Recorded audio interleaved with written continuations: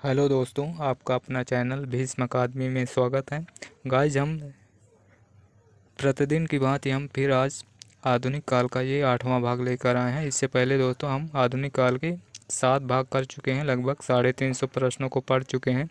यदि वे सभी वीडियो देखना चाहते हैं तो डिस्क्रिप्शन में जाकर वहाँ प्लेलिस्ट का लिंक दिया हुआ है, वहाँ सभी हमारे वीडियो देख सकते हैं। और दोस्तों, जो कि ये सभी प्रश्न यूथ कंपटीशन बुक में संकलित हिंदी साहित्य के आधुनिक काल का ये 8वां भाग है, जो कि ये सभी प्रश्न प्रीवियस ईयर प्रश्नों की श्रृंखला है। और ये सभी प्रश्न हिंदी साहित्य, UGC net, JRF, UP TGT PGT, Bihar TGT PGT, EMRS, KBS, NBS, DSSB आदि सभी एग्जामों में पूछे गए हैं।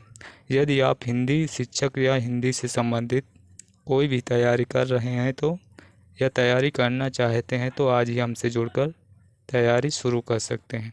और दोस्तों, यदि सेशन अच्छा लगे तो लाइक और शेयर ज़रूर करें। यदि चैनल पर नए हैं तो सब्सक्राइब कर लें, जिससे सबसे पहले नोटिफिकेशन आपको मिल सके। तो चलिए देर न करते हुए शुरू करते हैं। प्रश्न है 331। मुख कमल समीप सजे थे, मुख कमल समीप सजे थे, दो किसलय से पुरैन के, जल बिंदु सदृश ठहरे कब, उन कानों में दुख किसके।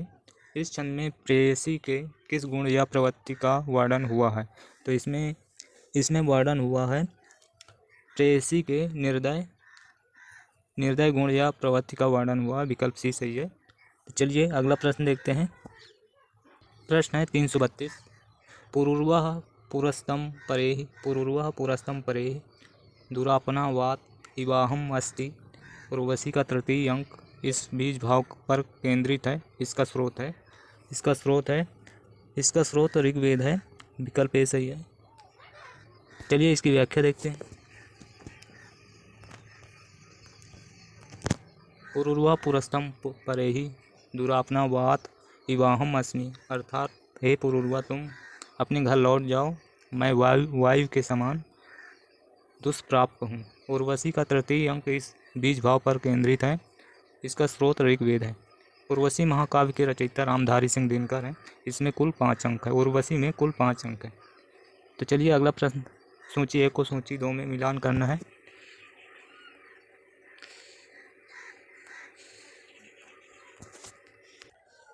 चलिए, मिलन के पल केवल 2-4, विरह के कल्प अपार, ये हैं परिवर्तन से लिया गया। परिवर्तन से तुम भूल गए पुरुषत्व मोह, कुछ सत्ता है नारी की। तुम भूल गए पुरुषत्व मोह, विरह, तुम भूल गए पुरुषत्व मोह, कुछ सत्ता है नारी की, यह है कामायनी से लिया गया। कामायनी से। अगली है सिंधु की निसीमता पर लघु लहर का लाश कैसा, दीप लघु सिर पर धरे आलोक का आकाश कैसा। ये पंक्तियां हैं सांध्य गीत। अगली पंक्तियां उपल वृष्टि हुई तम छा गया, पट गई मह कंकर पात से। ये प्री प्रवास की है। तो इसका उत्तर 4-3-2-1 विकल्प ए सही है। विकल्प ए सही। चलिए अगला प्रश्न देखते हैं। प्रश्न है 334। सुंदरता का आलोक स्रोत है, फूट पड़ा मेरे मन में, जिससे नवजीवन का प्रभात होगा फिर जग के आंगन में। उपर्युक्त पंक्तियों के रचयिता हैं सुमित्रा नंदन पंत। विकल्प बी सही है। चलिए अगला प्रश्न देखते हैं। प्रश्न है 335। हाय रुक गया यही संसार, बना सिंदूर अनल अंगार, बात हत लचका यही सुकुमार, पड़ी है चित्राधार। ये काव्यांश का प्रतिपाद है। काव्यांश का प्रतिपाद है। पुरुष के बिना स्त्री का कोई अस्तित्व नहीं होता। इस काव्यांश का प्रतिपाद है, पुरुष के बिना स्त्री का कोई अस्तित्व नहीं है। विकल्प बी सही। चलिए इसकी व्याख्या देखते हैं। हाय रुक गया यही संसार, बना सिंदूर अनल अंगार, बात हत लचका यही सुकुमार, पड़ी है चित्राधार। इस काव्यांश का प्रतिपाद पुरुष के बिना स्त्री का कोई महत्व नहीं है। उक्त काव्य पंक्तियाँ सुमित्रा नंदन पंत कृत परिवर्तन से उद्धृत हैं। तो चलिए अगला प्रश्न देखते हैं। प्रश्न है 336। किरण तुम क्यों बिखरी हो आज, किरण तुम क्यों बिखरी हो आज, रंगी हो तुम किसके अनुराग, स्वर्ण सरसिज किंजल्क समान, स्वर्ण सरसिज किंजल्क समान, उड़ाती हो परमाणु पराग। किसकी पंक्तियाँ हैं? ये पंक्तियाँ किसकी हैं? तो ये पंक्तियाँ हैं जयशंकर प्रसाद की। विकल्प डी सही, जयशंकर प्रसाद की। चलिए इसकी व्याख्या देखते हैं। उपर्युक्त काव्य पंक्तियाँ जयशंकर प्रसाद के काव्य संग्रह झरना, जो कि 1918 ईस्वी का है, झरना की किरण शीर्षक कविता से हैं। इसलिए सॉरी दोस्तों, झरना 1918 की किरण शीर्षक कविता से हैं। इलाचंद जोशी ने जयशंकर प्रसाद को छायावाद का प्रवर्तक माना है। प्रसाद जी की प्रथम छायावादी कविता प्रथम प्रभात 1918 ईस्वी झरना काव्य संग्रह में संकलित है। माखनलाल चतुर्वेदी राष्ट्रीय सांस्कृतिक धारा के कवि हैं, जो कि माखनलाल चतुर्वेदी की रचना है हिम करीटनी 1943 ईस्वी तथा हिम तरंगड़ी ये 1949 ईस्वी की इनकी रचना है। इन्हें एक भारतीय आत्मा के नाम से भी जाना जाता है। माखनलाल चतुर्वेदी जी को एक भारतीय आत्मा के नाम से भी जाना जाता है। अगला प्रश्न 337। जयशंकर प्रसाद को छायावाद का जनक किस आलोचक ने माना है? जयशंकर प्रसाद को छायावाद का जनक इलाचंद जोशी ने माना है। इससे पहले भी पढ़ चुके हैं।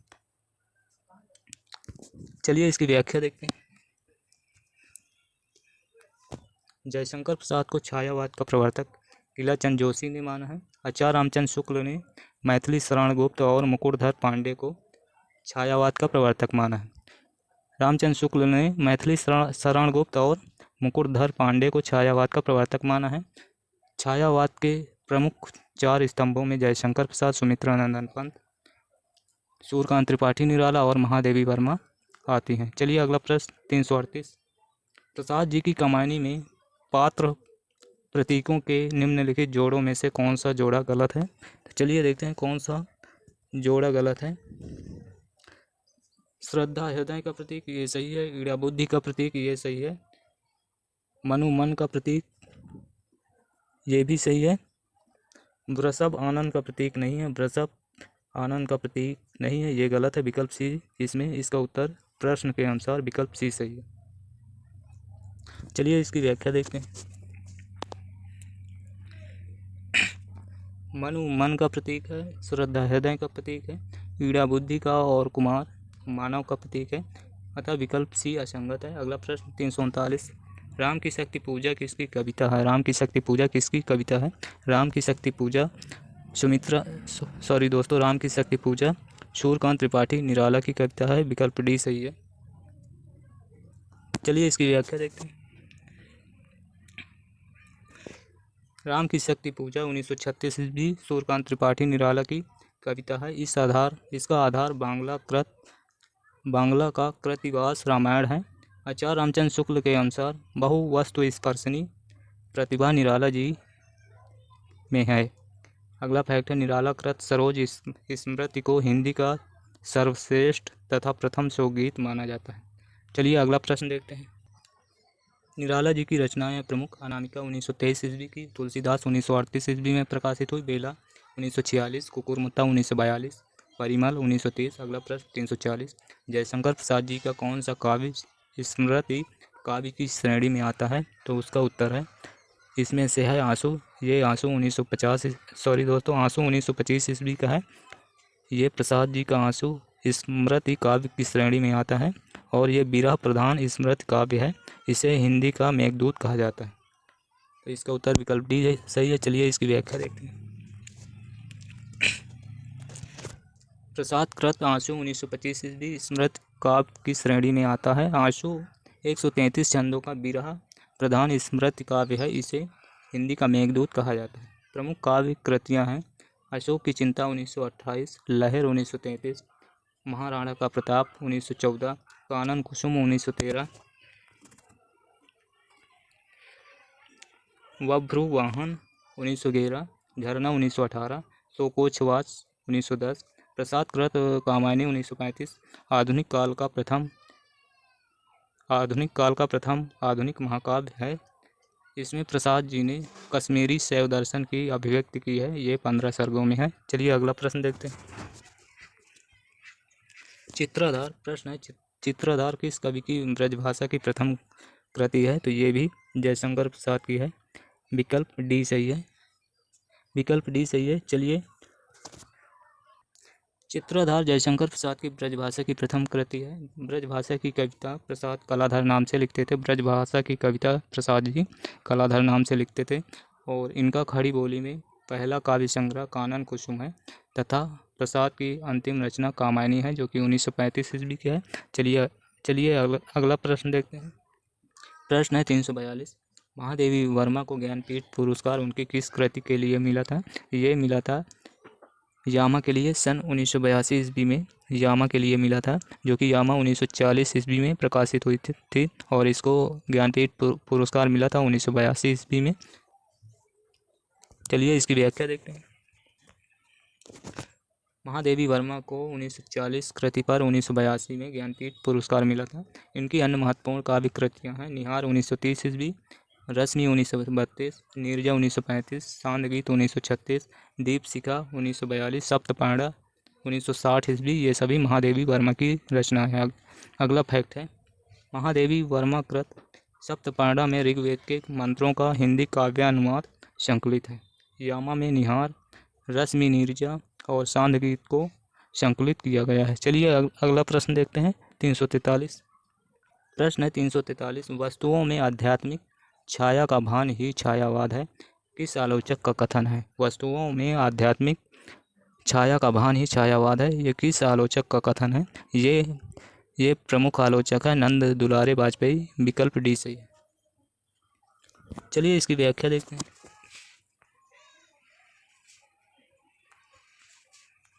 वस्तुओं में आध्यात्मिक छाया का भान ही छायावाद है, मानता सौष्ठववादी आलोचक नंद दुलारे वाजपेयी की है। छायावाद की विभिन्न मान्यताएं हैं। आचार्य रामचंद्र शुक्ल के अनुसार छायावाद शब्द का प्रयोग दो अर्थों में समझना चाहिए। एक तो रहस्यवाद के अर्थ में, जहां इसका संबंध काव्य वस्तु से है, और दूसरा प्रयोग काव्य शैली या पद्धति विशेष से व्यापक अर्थ में है। चलिए अगला प्रश्न देखते हैं। दोस्तों 343 की अभी व्याख्या और देख लेते हैं। शांति प्रिय द्विवेदी का कथन है, छायावाद एक दार्शनिक अनुभूति है। छायावाद एक दार्शनिक अनुभूति है, ये शांति प्रिय द्विवेदी का मानना है। महादेवी वर्मा के अनुसार छायावाद तत्वतः प्रकृति के बीच जीवन का उद्गी है। चलिए अगला प्रश्न है सांध्य काकली किस रचनाकार की कविताओं का संग्रह है? तो सांध्य काकली ये सूर्यकांत त्रिपाठी की रचनाओं कविताओं का संग्रह है। विकल्प डी सही है। चलिए इसकी व्याख्या देखते हैं। सांध्य काकली 1969 ईस्वी सूर्यकांत त्रिपाठी निराला की कविताओं का संग्रह है। सांध्य काकली में कुल 65 गीत हैं। इसमें ये 65 गीत निराला की 65 साल की उम्र का प्रतिनिधित्व करते हैं। सांध्य काकली निराला का अंतिम संग्रह है। इसमें निराला की अंतिम कविता पत्रोत्कंठित जीवन का विष बुझा हुआ है संकलित है। निराला की कृतियां हैं जूही की कली 1916 ईस्वी, पंचवटी प्रसंग 1921 ईस्वी, परिमल 1930 ईस्वी, सरोज स्मृति 1935 ईस्वी, राम की शक्ति पूजा 1936 ईस्वी। ये सभी रचनाएं सूर्यकांत त्रिपाठी निराला की हैं। अगला प्रश्न 345 प्रश्न है 345। माँ की कुल शिक्षा मैंने दी, पुष्प सेज तेरी स्वयं रची, सोचा मन में वो शकुंतला, पर पाठ अन्न यह अन्न कला। पंक्तियाँ किसकी हैं? ये पंक्तियाँ सूर्यकांत त्रिपाठी निराला की। विकल्प बी सही है। चलिए इसकी व्याख्या देखते हैं।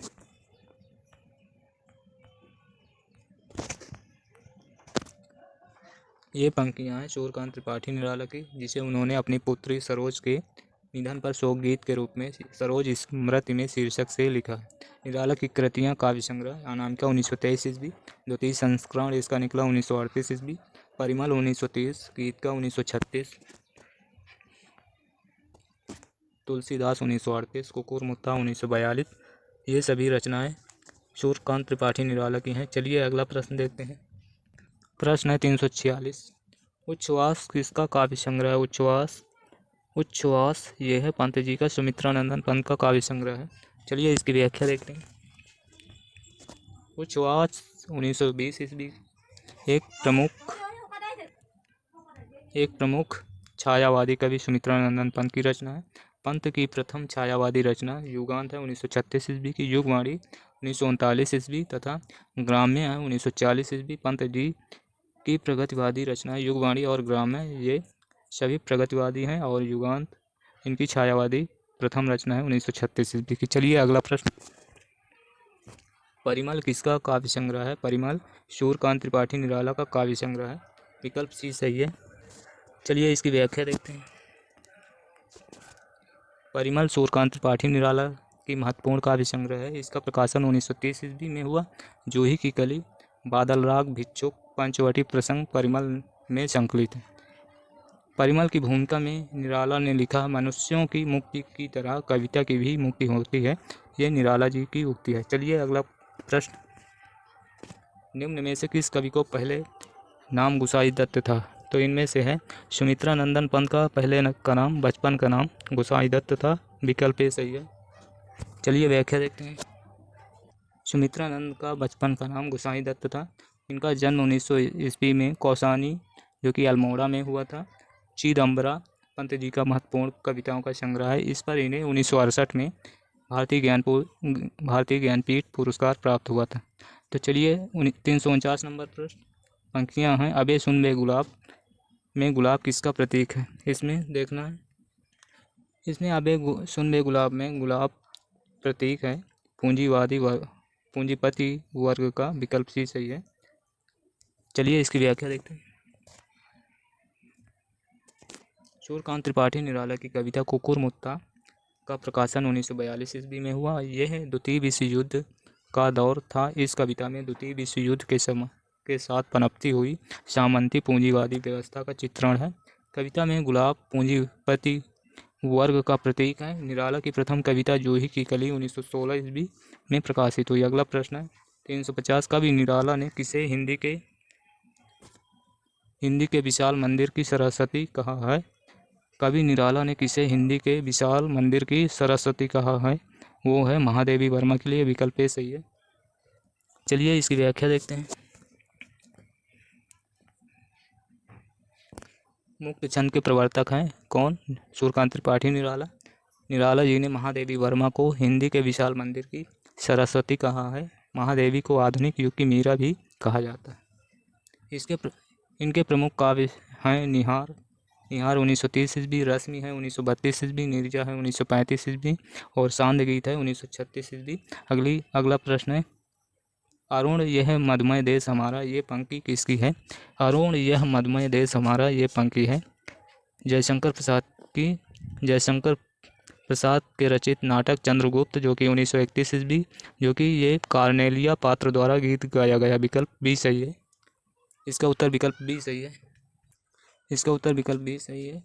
जयशंकर प्रसाद द्वारा रचित नाटक चंद्रगुप्त 1931 ईस्वी की है, जो कार्नेलिया द्वारा गाया गया गीत है। अगला प्रश्न है 352। आंसू काव्य किस वर्ष में प्रकाशित हुआ? तो आंसू 1925 ईस्वी में प्रकाशित हुआ। विकल्प बी सही। चलिए व्याख्या देखते हैं। आंसू काव्य वर्ष 1925 ईस्वी में प्रकाशित हुआ। यह जयशंकर प्रसाद का विरह प्रधान काव्य है। इसकी रचना 133 छंदों में की गई। आंसू को हिंदी का मेघदूत कहा जाता है। जयशंकर प्रसाद की ही रचना झरना को छायावाद की प्रथम रचना स्वीकार किया जाता है। आंसू को हिंदी का मेघदूत कहा जाता है और जयशंकर प्रसाद की रचना झरना को छायावाद की प्रथम रचना स्वीकार किया जाता है। प्रश्न है 353। है अमानिशा उगलता गगन घन अंधकार, है अमानिशा उगलता गगन घन अंधकार किस कविता की पंक्ति है? ये पंक्ति सूर्यकांत त्रिपाठी निराला की रचना राम की शक्ति पूजा की है। विकल्प डी सही है। चलिए इसकी व्याख्या देखते हैं। उपर्युक्त पंक्तियाँ राम की शक्ति पूजा जो कि 1936 ईस्वी की कविता है। ये कविता सूर्यकांत त्रिपाठी निराला की है। राम की शक्ति पूजा अनामिका काव्य संग्रह के द्वितीय संस्करण जो कि द्वितीय करण 1938 में प्रकाशित हुआ। अनामिका में संकलित प्रमुख कविताएं जो कि इस प्रकार हैं। सरोज स्मृति 1935, तोड़ती पत्थर, सच है 1935, झरना 1918, आंसू 1925 और कामायनी 1935 जयशंकर प्रसाद की। सरोज स्मृति और तोड़ती पत्थर, सच है, ये सभी सूर्यकांत त्रिपाठी निराला की हैं। इसके बाद झरना, आंसू, कामायनी ये जयशंकर प्रसाद की कृतियां हैं। आंसू को हिंदी का मेघदूत कहा जाता है, इसे पहले भी पढ़ चुके हैं। चलिए अगला प्रश्न 354। रात के उर में दिवस की चाह का सर हूँ, रात के उर में दिवस की चाह का सर हूँ, किस पंक्ति किस रचनाकार की है? ये पंक्ति है महादेवी वर्मा की, जो कि आधुनिक युग की मीरा कहा जाता है महादेवी वर्मा को। विकल्प सी इसका उत्तर है। चलिए इसकी व्याख्या देखते हैं। महादेवी वर्मा को आधुनिक युग की मीरा और हिंदी के विशाल मंदिर की वीणा पाणी कहा जाता है। बहुत ही इम्पोर्टेंट फैक्ट है दोस्तों। महादेवी वर्मा की काव्य कृतियाँ हैं निहार 1930, रश्मि 1932, नीरजा है 1935, सांध्य गीत है 1936, यामा है 1940, दीपशिखा है 1942, सप्तपांडा है 1960। ये सभी रचनाएं महादेवी वर्मा की हैं। चलिए अगला प्रश्न देखते हैं। प्रश्न है 355। बालकृष्ण शर्मा नवीन के संबंध में कौन सा कथन सही नहीं है? बालकृष्ण शर्मा नवीन के संबंध के कौन सा कथन सही नहीं है? तो चलिए देखते हैं। इसमें वे छायावाद के प्रतिनिधि कवि थे, ये गलत है। वे राष्ट्रीय सांस्कृतिक काव्यधारा के कवि थे, तो ये वे छायावाद के प्रतिनिधि कवि नहीं थे, ये कथन सही नहीं है। विकल्प ए सही है। प्रश्न के अनुसार इसका उत्तर विकल्प ए सही है। चलिए व्याख्या देखते हैं। वे छायावाद के प्रतिनिधि कवि थे बालकृष्ण शर्मा के संबंध में ये कथन सही नहीं। बालकृष्ण शर्मा नवीन छायावाद के राष्ट्रीय सांस्कृतिक धारा के प्रमुख कवि हैं। शर्मा नवीन उपनाम से कविता लिखते थे। बालकृष्ण शर्मा नवीन उपनाम से कविता लिखते थे। इनका प्रथम काव्य संग्रह कुमकुम है, जो कि 1939 का है। और शर्मा जी की प्रमुख कविताएं हैं रश्मि रेखा, अपलक, क्वासी, हम बिस्वाई जन्म के, विनोबा स्तवन, उर्मिला। ये सभी बालकृष्ण शर्मा नवीन की रचनाएं हैं। अगला फैक्ट है, नवीन जी की कविताओं में भक्ति भावना, राष्ट्र प्रेम, विद्रोह का स्वर प्रमुखता से आया है। अगला प्रश्न 356। निहार काव्य संग्रह के रचयिता हैं महादेवी वर्मा, नीरजा निहार। ये सभी महादेवी वर्मा की काव्य संग्रह है। विकल्प बी सही। चलिए इसकी व्याख्या देखते हैं। निहार काव्य संग्रह महादेवी वर्मा का छायावादी प्रमुख 4 स्तंभों में महादेवी वर्मा जी एक थी। महादेवी जी को हिंदी के विशाल मंदिर की वीणा पाणी कहा जाता है। निहार 1930 ईस्वी, रश्मि 1932 ईस्वी, नीरजा 1935 ईस्वी, चांद गीत 1936 ईस्वी आदि इनके प्रमुख काव्य संग्रह हैं। चलिए अगला प्रश्न देखते हैं। प्रश्न है 357। बादल राग कविता के कवि कौन है? बादल राग कविता के कवि सूर्यकांत त्रिपाठी निराला है। विकल्प सी सही। चलिए व्याख्या देखते हैं। बादल राग सूर्यकांत त्रिपाठी निराला की कविता है। ये कविता परिमल 1930 ईस्वी संग्रह में संकलित है। बादल राग परिमल 1930 ईस्वी काव्य संग्रह में संकलित है।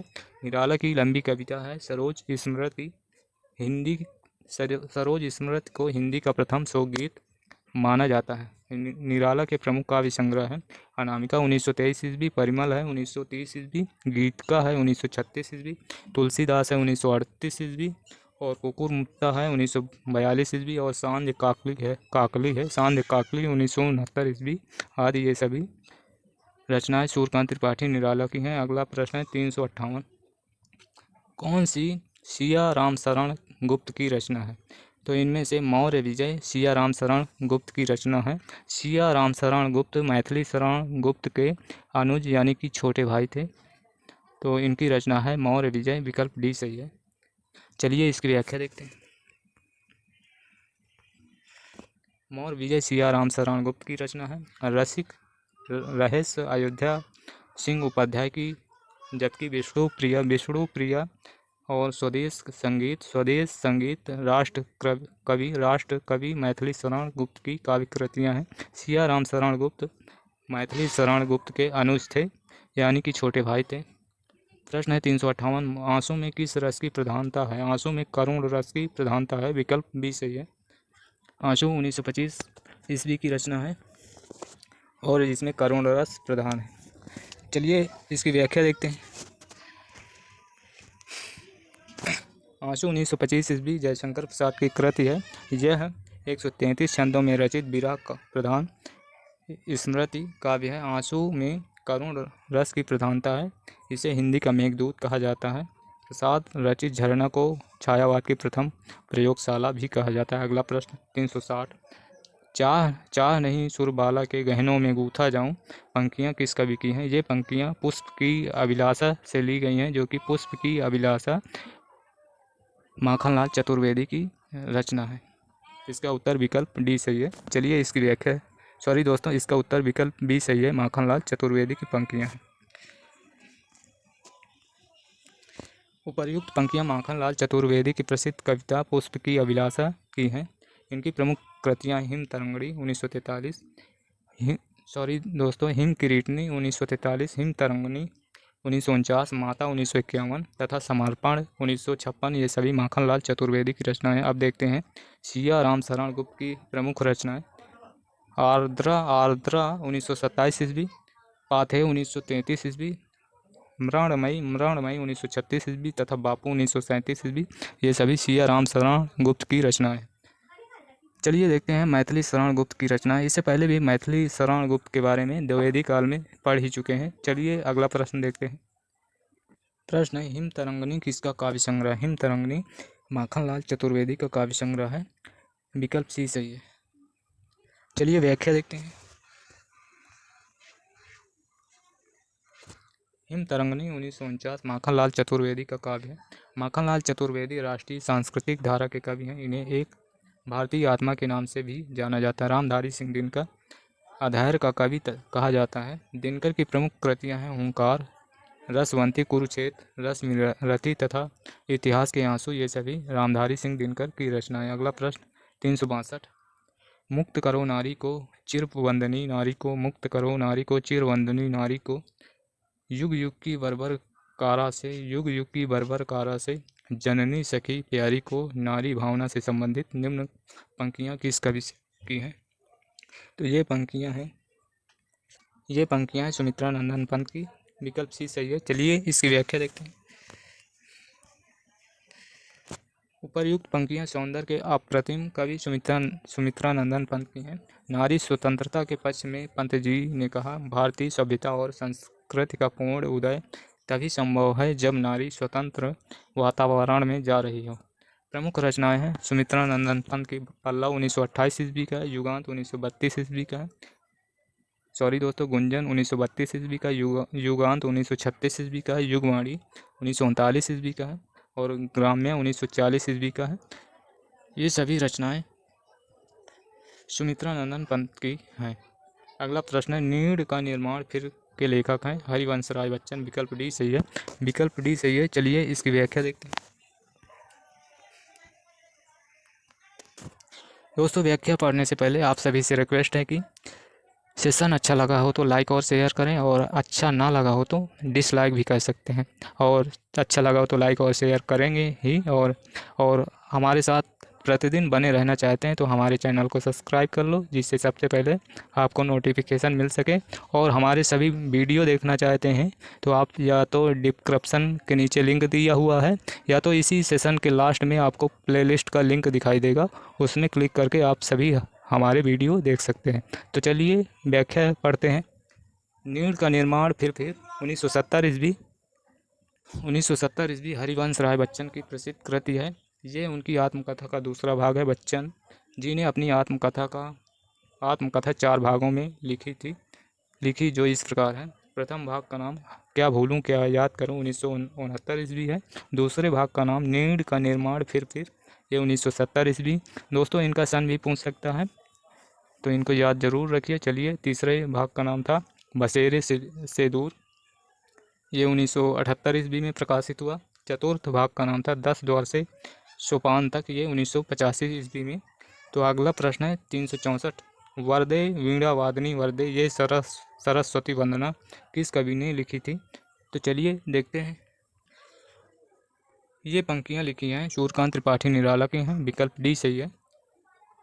चलिए इसकी व्याख्या देखते हैं। वरदे वीणा वादनी वरदे सरस्वती वंदना सूर्यकांत त्रिपाठी निराला ने लिखी हैं। निराला हिंदी कवि में मुक्त छंद के प्रवर्तक हैं। निराला की अन्य महत्वपूर्ण रचनाएं हैं, यानी कि कविताएं हैं, सरोज स्मृति 1935 ईस्वी की है, राम की शक्ति पूजा 1936 ईस्वी की है, सच है 1935 ईस्वी की है, और जूही की कली तथा बादल राग आदि ये सभी सूर्यकांत त्रिपाठी निराला की कविताएं हैं। अगला प्रश्न है 365, कौन सा कवि एक भारतीय आत्मा के नाम से जाना जाता है? तो वो जाने जाते हैं माखनलाल चतुर्वेदी, विकल्प सी सही है। चलिए इसकी व्याख्या देखते हैं। माखनलाल चतुर्वेदी को एक भारतीय आत्मा के नाम से भी जाना जाता है। इनका जन्म 1889 ईस्वी में हुआ था। इनकी प्रसिद्ध कविता कैदी और कोकिला तथा पुष्प की अभिलाषा, ये इनकी प्रसिद्ध रचनाएं हैं। अगला प्रश्न है 366, सुमित्रा नंदन पंत ने अपने किस काव्य संग्रह को बाल कल्पना का दुधमुहा प्रयास कहा है?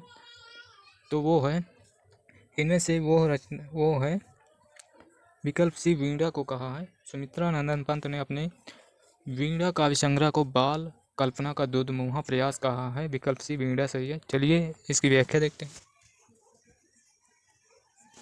सुमित्रा नंदन पंत ने वीणा काव्य संग्रह को वीणा काव्य संग्रह को बाल कल्पना का दुधमुहा प्रयास कहा है। अगला फैक्ट है, पंत जी की काव्य कृति पल्लव की भूमिका को छायावाद का घोषणा पत्र यानी कि मैग्ना कार्टा कहा जाता है। अगला फैक्ट है, इन्होंने अपनी रचना सत्यकाम 1975 में प्रकाशित हुई। सत्यकाम को एक तापस की भावनाओं को वाणी देने वाला काव्य कहा है। चलिए अगला प्रश्न देखते हैं। प्रश्न है, कामायनी का 9वां सर्ग है। कामायनी का 9वां सर्ग है ईड़ा। ईड़ा कामायनी का 9वां सर्ग है। पहला है चिंता और सबसे लास्ट का है आनंद, और 9वां सर्ग है ईड़ा। ईड़ा 9वां सर्ग है। चलिए इसकी व्याख्या देखते हैं। जयशंकर प्रसाद कृत कामायनी का 9वां सर्ग है ईड़ा। इस महाकाव्य में कुल 15 सर्ग हैं, जो इस प्रकार है, चिंता, आशा, काम, श्रद्धा, काम, वासना, लज्जा, कर्म, ईर्षा, ईड़ा, स्वप्न, संघर्ष, निर्वेद, दर्शन, रहस्य, आनंद, ये सभी 15 सर्ग हैं। अगला प्रश्न है 368, निराला की राम की शक्ति पूजा किससे प्रेरित होकर लिखी गई? तो चलिए देखते हैं। इन्होंने कृतवास रामायण से प्रेरित होकर राम की शक्ति पूजा लिखी थी, विकल्प बी सही है। विकल्प बी सही है। चलिए इसकी व्याख्या देखते हैं। निराला जी द्वारा रचित राम की शक्ति पूजा 1936 ईस्वी में प्रकाशित हुई। कृतवास रामायण से प्रेरित होकर लिखी गई। ये एक लंबी कविता है। ये कविता निराला के प्रथम काव्य संग्रह अनामिका के द्वितीय संस्करण में 1938 में प्रकाशित हुई। जबकि गीतांजलि के रचनाकार रविन्द्रनाथ टैगोर हैं तथा रामचरित मानस के रचनाकार गोस्वामी तुलसीदास हैं। गीतांजलि के लिए रविन्द्रनाथ टैगोर को सन 1913 में नोबेल पुरस्कार मिला था साहित्य के लिए। तो चलिए अगला प्रश्न देखते हैं। प्रश्न है 369, छायावाद काव्य की विशेषताओं के दृष्टिकोण से निम्नलिखित में से कौन सा विकल्प पूर्णतः सही है? तो इनमें से चलिए देखते हैं कौन सा सही है। इनमें से पूर्णतः सही है आत्मा अभिव्यंजना दुख और वेदना की विवृत्ति की गई है, विकल्प ए सही है। चलिए इसकी व्याख्या देखते हैं। आत्मा अभिव्यंजना दुख और वेदना की विवृत्ति छायावादी काव्य की विशेषताओं के दृष्टिकोण में पूर्णतः सही है। छायावादी काव्य की विशेषताएं देखते हैं। आत्मा अभिव्यंजना दुख और वेदना की विवृत्ति इसमें छायावादी काव्य में पाई जाती है। इसमें राष्ट्र प्रेम की अभिव्यक्ति तथा मानववाद पाया जाता है। नारी गरिमा की प्रतिष्ठा तथा समन्वयवाद और रहस्यात्मकता, प्रकृति वर्णन, कल्पना की प्रधानता, ये सभी विशेषताएं छायावादी काव्य में पाई जाती हैं। अगला प्रश्न चलिए देखते हैं। 370 पंक्तियां दी हुई हैं। हम स्वयं बंधे थे और स्वयं हम अपने बंधन तोड़ चले, प्रस्तुत पंक्तियों के रचयिता हैं, प्रस्तुत पंक्तियों के रचयिता भगवती चरण वर्मा हैं। विकल्प बी सही है। चलिए इसकी व्याख्या देखते हैं।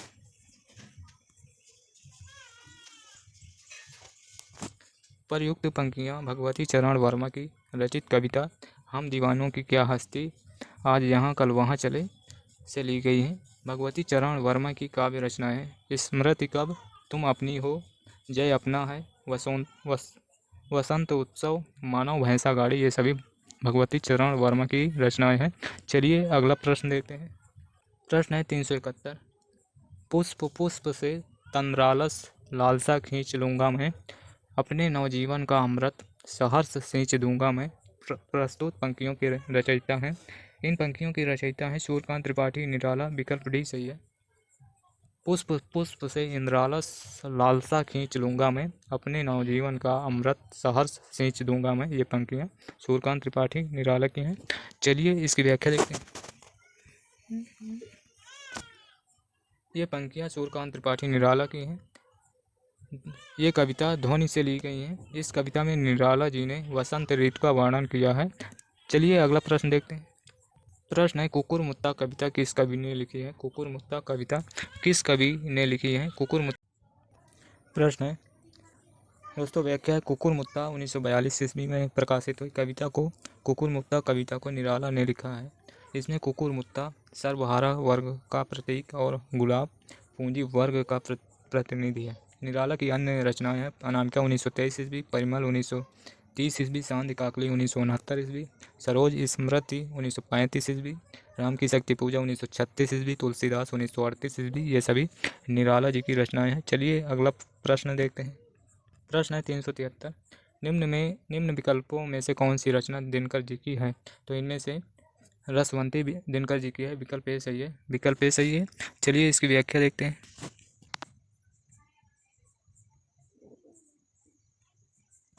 रसवंती रचना दिनकर जी की है। रामधारी सिंह दिनकर के काव्य में राष्ट्रीय सांस्कृतिक चेतना तथा प्रगतिवादी चेतना दोनों विद्यमान है। दिनकर को समय सूर्य और अधैर्य का कवि कहा जाता है। दिनकर जी की अन्य रचनाएं हैं प्राणभंग 1929, हुंकार 1939, कुरुक्षेत्र 1946, रश्मिरथी 1952, बापू 1947, धूप और धुआं 1951, उर्वशी 1961। ये सभी रचनाएं रामधारी सिंह दिनकर की हैं। चलिए अगला प्रश्न देखते हैं। प्रश्न है 374। निम्न विकल्पों में से प्रसाद जी द्वारा रचित बीरा काव्य है। तो इनमें से 1925 ईस्वी का बीरा काव्य है आंसू। विकल्प डी सही है। चलिए इसकी व्याख्या देखते हैं। प्रसाद जी द्वारा रचित बीरा काव्य आंसू 1925 ईस्वी में प्रकाशित हुआ। इसमें प्रसाद जी ने जीवन की स्मृतियों के माध्यम से दर्द भरी अभिव्यक्ति दी है। इसे हिंदी का मेघदूत कहा जाता है, जबकि चित्राधार नामक ब्रजभाषा में पहला काव्य संग्रह है। ब्रजभाषा में चित्राधार जयशंकर प्रसाद का। चलिए अगला प्रश्न देखते हैं। प्रसाद जी की रचनाएं और देख लेते हैं। प्रश्न नंबर 374 की व्याख्या में कामायनी 1935 ईस्वी प्रसाद जी की अंतिम रचना है। इसमें शैव दर्शन की अभिव्यक्ति कामायनी में पाया जाता है। इसमें 15 सर्ग हैं। पहला सर्ग है चिंता और सबसे लास्ट का सर्ग है आनंद। ये क्रमशः है। अन्य रचनाएं हैं उर्वशी, वन मिलन, चित्राधार, कानन कुसुम, महाराणा का महत्व। ये सभी जयशंकर प्रसाद की रचनाएं हैं। प्रश्न है 375। उर्वशी का काव्य रूप क्या है। उर्वशी का काव्य रूप है ये उर्वशी महाकाव्य है। विकल्प सी सही है। चलिए इसकी व्याख्या देखते हैं।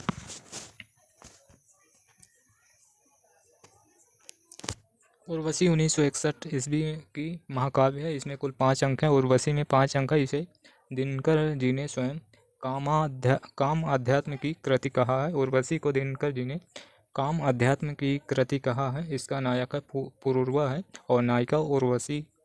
ये कथा नट है और नटी के माध्यम से प्रस्तुत की गई। इसमें भौतिक और आध्यात्मिक कथा को पौराणिक कथा का संदर्भ देकर प्रस्तुत किया गया। दिनकर जी को उर्वशी के लिए 1972 ईस्वी में भारतीय ज्ञानपीठ पुरस्कार प्रदान किया गया है। इसे गीत नाट्य भी माना जाता है। उर्वशी को गीत नाट्य भी माना जाता है। चलिए अगला प्रश्न देखते हैं। 376। मधुमय वसंत जीवन वन के इस पंक्ति में वसंत किसका प्रतीक है। इस पंक्ति में वसंत प्रतीक है, यौवन का वसंत प्रतीक है यौवन का, विकल्प डी सही है। चलिए इसकी व्याख्या देखते हैं। मधुमय वसंत जीवन वन के पंक्ति में वसंत का प्रतीक यौवन है। ये पंक्ति जयशंकर प्रसाद रचित कामायनी के काम सर्ग से है। कामायनी में 15 सर्ग हैं। देख लेते हैं कौन कौन से। चिंता, आशा, श्रद्धा, काम, वासना, लज्जा, कर्म, ईर्षा, ईड़ा, स्वप्न, संघर्ष, निर्वेद, दर्शन, रहस्य आदि। दोस्तों ये सभी सर्ग याद होने चाहिए। इनमें क्रम क्रम लगाकर पूछ लेता है, कहीं कहीं तो इन सर्गों की संख्या भी पूछ लेता है, तो इसलिए ये सर्ग बहुत ही इम्पोर्टेंट हैं, इनको याद जरूर कर लेना। चलिए अगला प्रश्न देखते हैं। प्रश्न है 377। केंचुआ छंद का प्रयोग किस कवि ने अपनी कविताओं में किया? केंचुआ छंद का प्रयोग सबसे पहले सूर्यकांत त्रिपाठी निराला ने किया है, विकल्प सी सही है। चलिए इसकी व्याख्या देखते हैं। निराला ने केंचुआ छंद का प्रयोग अपनी कविताओं में किया। इन्हें हिंदी में मुक्त छंद का प्रवर्तक माना जाता है। रचनाकारों की महत्वपूर्ण कृतियां हैं युगवाणी, ग्राम्य, युगपथ 1949, जो कि ये सभी पंत जी की हैं। युगवाणी, युगपथ और ग्राम्य ये सभी पंत जी की हैं। चलिए अगला प्रश्न देखते हैं। दोस्तों निराला जी की भी रचनाएं देख लेते हैं। गीत का 1936 ईस्वी, अनामिका 1923 ईस्वी, सांध्य काकली 1969 ईस्वी, गीत कुंज 1954 ईस्वी, ये सभी निराला जी की रचनाएं। चलिए अगला प्रश्न देखते हैं। प्रश्न है 378। निम्न में से कौन सी निराला जी द्वारा रचित व्यंग्यात्मक रचना है? तो वो है कुकुरमुत्ता, विकल्प डी सही है। कुकुरमुत्ता 1942 ईस्वी में सूर्यकांत त्रिपाठी निराला की एक प्रसिद्ध लंबी कविता है, जिसमें कवि ने पूंजीवादी सभ्यता पर कुकुरमुत्ता के बयान के बहाने करारा व्यंग्य किया है। इसमें कुकुरमुत्ता सर्वहारा वर्ग का प्रतिनिधि है और गुलाब पूंजीपति वर्ग का प्रतिनिधि है, जबकि जूही की कली 1916 ईस्वी का मुक्तक छंद में निराला की पहली रचना है, जिसे आचार्य द्विवेदी ने अश्लीलता के आरोप में महावीर प्रसाद द्विवेदी ने अश्लीलता के आरोप में सरस्वती पत्रिका में छापने से इनकार कर दिया था।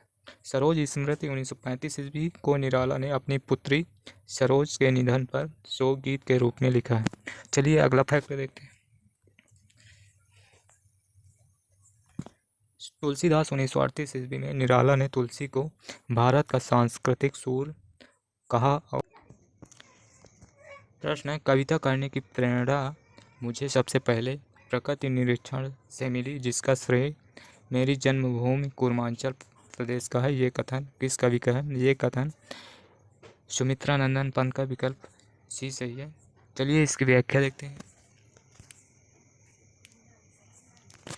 कविता करने की प्रेरणा मुझे सबसे पहले प्रकृति निरीक्षण से मिला, जिसका श्रेय मेरी जन्मभूमि पूर्वांचल प्रदेश को है। ये कथन प्रकृति के सुकुमार कवि सुमित्रा नंदन पंत का। पंत ने अगला फैक्ट है, पंत ने कविता को कल्पना की कानन रानी कहा है। पंत को संवेदनशील इंद्रिय बोध का कवि कहा जाता है। पंत को संवेदनशील इंद्रिय बोध का कवि कहा जाता है। पंत की रचनाएं हैं उच्छ्वास 1920, वीणा 1927, ग्राम्य है 1940, काला और बूढ़ा चांद 1959, लोकायतन 1964 ईस्वी, चिदम्बरा, ये सभी रचनाएं सुमित्रा नंदन पंत की हैं। चलिए अगला प्रश्न देखते हैं। ये प्रश्न है 380, जो कि इस सेशन का ये लास्ट प्रश्न होगा। चलिए देखते हैं। गीत गुंज नामक संकलन किस कविता की रचना है? गीत गुंज नामक संकलन किस कवि की रचना है? ये सूर्यकांत त्रिपाठी निराला की रचना है, विकल्प डी सही है। चलिए इसकी व्याख्या देखते हैं।